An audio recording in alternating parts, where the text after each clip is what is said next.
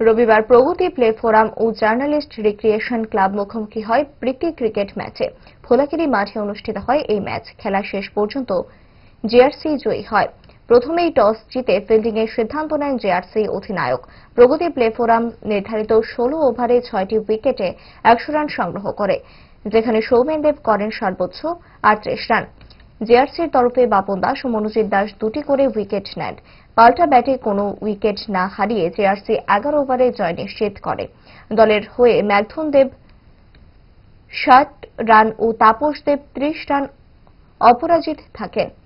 ম্যাচের সেরা খেলোয়াড় নির্বাচিত হন মেঘধন দেব এবং সেরা ফিল্ডারের পুরস্কার পান প্রণব শীর। পুরস্কার বিতরণ করে নয়ন দেববর্মা। উপস্থিত ছিলেন জেআরসির সভাপতি সুপ্রভাত দেবনাথ ও সম্পাদক অভিষেক দে। এদিন মাঠে উপস্থিত থাকতে দেখা গেছে আগরতলা পুর নিগমের মেয়র তথা বিধায়ক দীপক মজুমদারকে।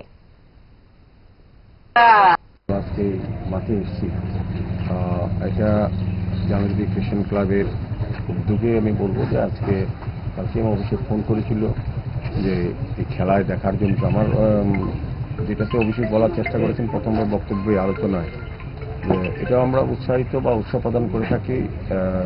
নেশামুক্ত ত্রিপুরা গঠন করার জন্য আমাদের সরকার এবং আমরা প্রত্যেকে এখানে যারা আছি চেষ্টা করছি, কারণ বর্তমান এবং আগামী প্রজন্মকে নেশামুক্ত রাখা, সুস্থ সমাজ ব্যবস্থা গঠন করা, রাষ্ট্রীয়ভাবে তাদেরকে অংশগ্রহণ করানোর জন্য কিন্তু অত্যন্ত প্রয়োজনীয় এই ক্রীড়াঙ্গন সমস্ত জায়গায়। আমাদের রাজ্য সরকারও, আমাদের সরকার আসার পর কেন্দ্রীয় সরকারের সঙ্গে সঙ্গে পাশাপাশি রাজ্যে বিভিন্ন খেলার মাঠগুলিকে নতুনভাবে সাজানো, স্টেডিয়াম তৈরি করা, তারপর